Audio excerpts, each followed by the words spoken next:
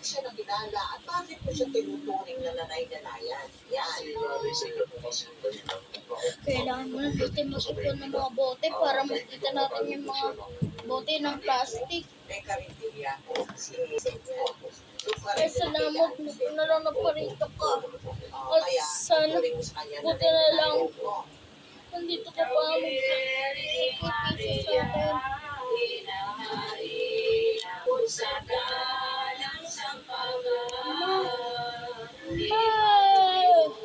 Good news! Meron na ikaw bagong kapatid, Lita. Ano? Meron na ako? Ito siya.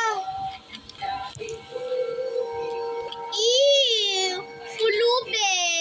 Wow! Pulubi! Ew! Doon na nga ako sa taas. Doon na nga ako sa taas pa.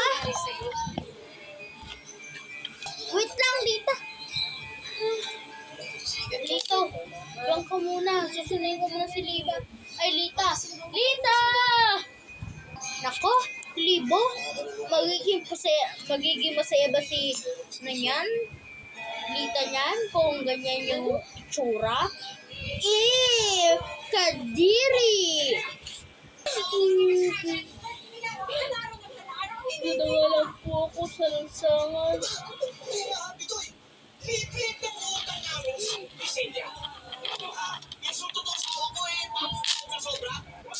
Teka lang. Dito ka muna. Ako na muna yung sombrero mo, ha? Saka lang muna to.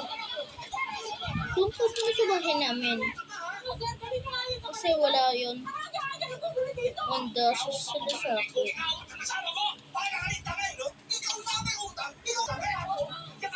Dapat nga marunong siya magrespeto dahil alam mo naman kung sino yun, di ba? Kung sino yun, marunong. Kung kasi si Lita, ayaw. Doon ka na sa upuan, ha? Upuan. Sabihin ko na sa ano mo.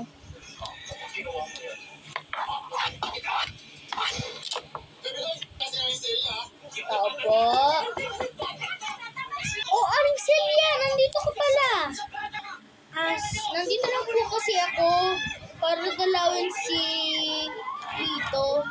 Naku, wala dito si Lito.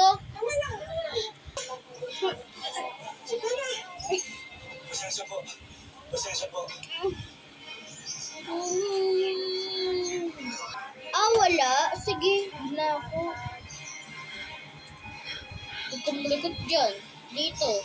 Nandok sa ako. Pagkadating ka dyan. Gusto ka naman sawa ko. Okay lang ako. Kasalanan mo to, Lito. Kunulog mo.